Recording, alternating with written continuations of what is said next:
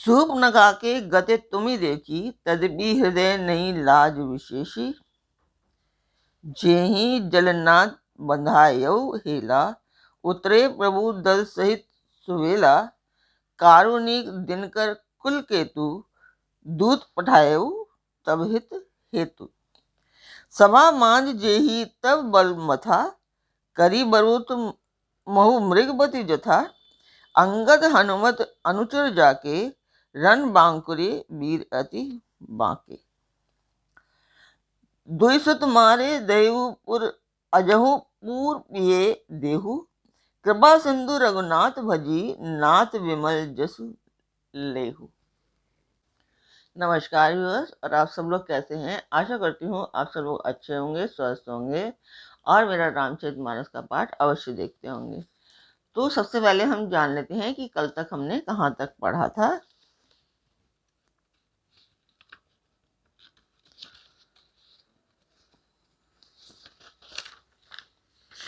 कल तक था कि संध्या हो गई जानकर दशग्रीव बिलखता हुआ, मतलब कि उदास होता हुआ महल में गया। मंदोदरी ने रावण को समझाकर फिर से कहा, हे कांत, मन में समझकर कुबुद्धि को छोड़ दो। आपसे और श्री रघुनाथ जी से युद्ध शोभा नहीं देता। उनके छोटे भाई ने एक जरा सी रेखा खींच दी थी, उसे भी आप नहीं लांघ सके। ऐसा तो आपका पुरुषत्व है। पुरुषत्व। हे प्रियतम, आप उन्हें संग्राम में जीत पाएंगे जिनके दूत का ऐसा काम है। खेल से ही समुद्र लांघकर वह वानरों में सिंह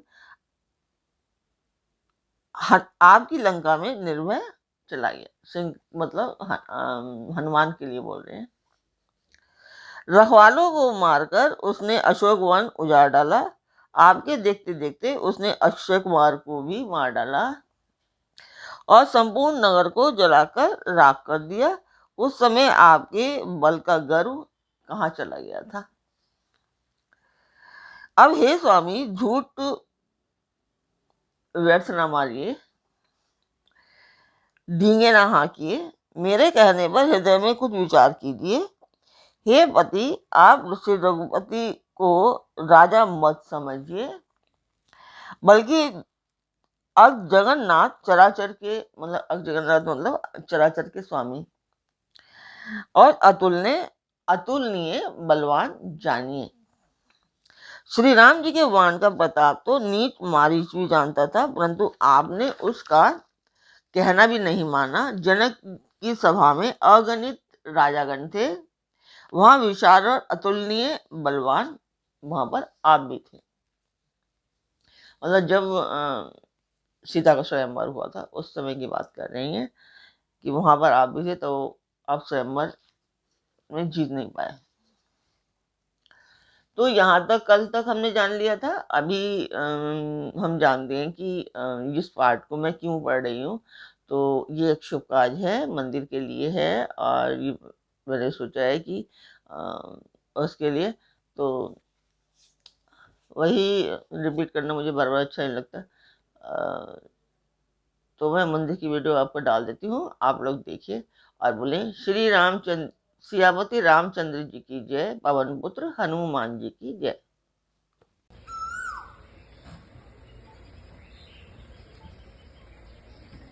तो मंदिर की वीडियो आपने देखी, आपको वो कैसी लगी कमेंट बॉक्स में मुझे अवश्य बताएं। और मेरा पाठ आपको कैसा लगता है, आपको अच्छा लगता है तो वो भी बताएं, और आपको कमी दिखाई देती है वो भी बताएं, सो दैट कि मैं उसे कमी दूर कर पाऊँ। मुझे बुरा नहीं लगेगा कि आपने कोई मुझे कमियां बताई हैं, तो आप बता सकते हैं।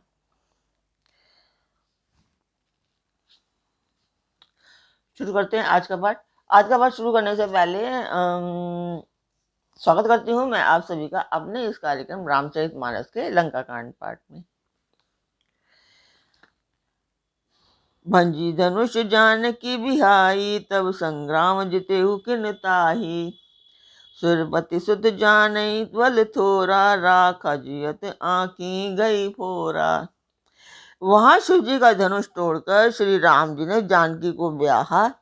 तब आपने उनको संग्राम में क्यों नहीं जीता? इंद्रपुत्र जयंत उनके बल को कुछ कुछ जानता है। श्री राम जी ने पकड़कर केवल उसकी एक ही आंख फोड़ दी थी और उसे जीवित छोड़ दिया था। सूर्पनखा कै गति तुम देखी, तद हृदय नहीं लाज विशेषी। सूर्पनखा की दशा तो आपने देख ही ली, तो भी आपके हृदय में उनसे लड़ने की बात सोचते विशेष लज्जा नहीं आती। बदी विराद खरदूषण ही, लीला हतियो कबंध। बाली एक सर मारियो, तेही जानहु 10 कंध। जिन्होंने विराट और खरदूषण को मारकर लीला से ही कबंध को भी मार डाला, और जिन्होंने बाली को एक ही बाण से मार दिया, हे दशकंद, आप उन्हें उनके महत्व को समझिए। जेहि जलनाद बंधायो हेला, उतरे प्रभु दल सहित सुबेला। कारुणिक दिन कर कुल केतु, दूत पटायो तब हित हेतु। जिन्होंने खेल से ही समुद्र को बांध लिया, और जो प्रभु सेना सहित सुबेल पर्वत पर उतर पड़े, उन सूर्य कुल के ध्वजा स्वरूप, कीर्ति को मतलब बढ़ाने वाले, करुणा में भगवान ने आप ही के हित के लिए दूत भेजा। सभा मांझ जय तब बल मथा, करी बरूत महु मृगपति जथा। अंगद हनुमत अनुचर जाके, रन बांकुरे वीर अति बांके। जिसके बीच सभा में आकर आपके बल को उसी प्रकार मत डाला जैसे हाथियों के झुंड में आकर सिंह उसे छिन्न भिन्न कर डालता है। रण में बांके अत्यंत विकट, और अंगद हनुमान जिनके सेवक हैं। ते ही कह पिए पुनि पुनि नर कयहु, मुथा मान ममता मद बयहु। कंत कृत राम विरोधा, काल विवश मन उपज न बोधा।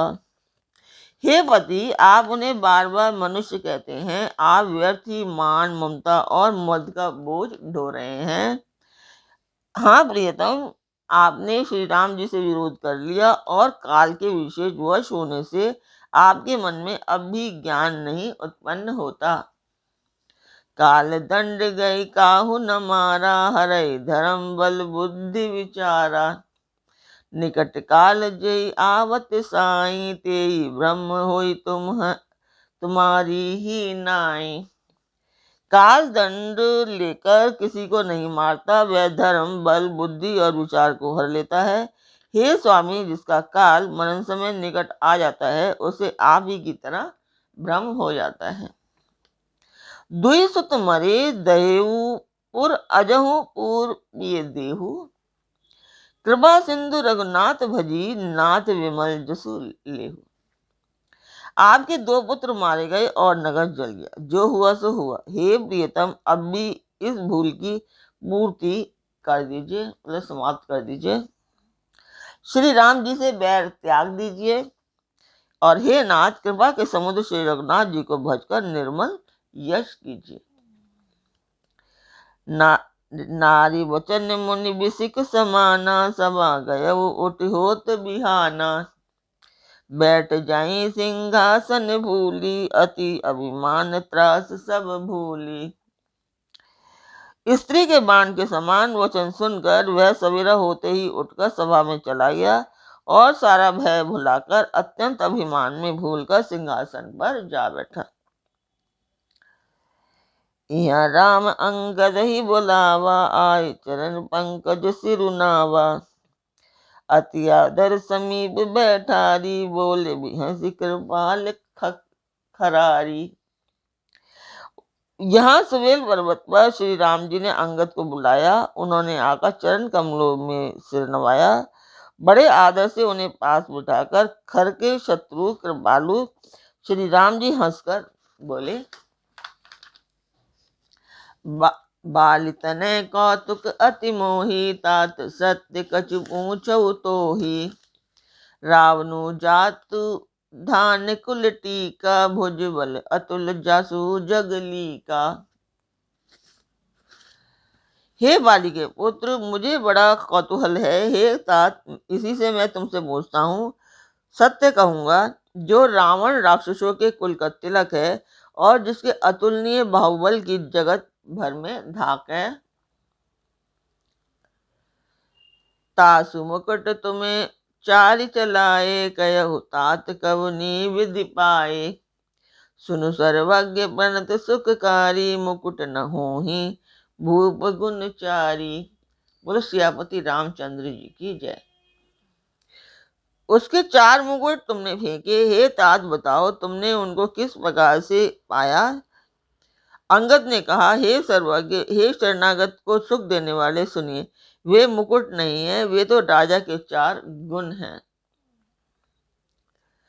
सामदान अरुदंड विभेदा, नृप अर बसहि नाथ कह बेदा। नीति धर्म के चरण सुहाए, अस जिय जानी नाथ पही आए। तो बोले पवन पुत्र हनुमान जी की जय। हे नाथ, वेद कहते हैं कि साम दाम दंड और भेद ये चारों राजा के हृदय में बसते हैं। ये नीति धर्म के 4 सुंदर चरण हैं, किंतु रावण में धर्म का अभाव है, ऐसा जी में जानकर ये नाथ के पास आ गए हैं। धर्महीन प्रभुपद विमुख, काल विवश 10 शीस। तेहि परिहरि गुण आए, सुनहु कौशलाधीश। दशरथ रावण धर्महीन प्रभु के पद से विमुख और काल के वश में है, इसलिए हे कौशलाधीश सुनिए, वे गुण रावण को छोड़कर आपके पास आ गए हैं। परम चतुरता श्रवण सुनी, बिहसे रामू उदार। समाचार पुनि सब कहे, गढ़ के बाली कुमार। अंगद को परम चतुरता कानों से सुनकर उदास श्री रामचंद्र जी हंसने लगे। फिर बाली पुत्र ने किले के सब समाचार कहे। रिपु के समाचार जब पाए, राम सचिव सब निकट बुलाए। लंका बांक चारी दुआरा, के विधि लागी ये करहु विचारा। जब शत्रु के समाचार प्राप्त हो गए, तब श्री रामचंद्र जी ने सब मंत्रियों को पास बुलाया और कहा, लंका के 4 बड़े विकट दरवाजे हैं, उन पर किस तरह आक्रमण किया जाए, इस पर विचार करो। तब कपीस छेद विभीषण, सुमिरि हृदय दिन कर कुलभूषण। करि विचार तिय मंत्र दृढ़ावा, चारि अनेक विकट को बनावा।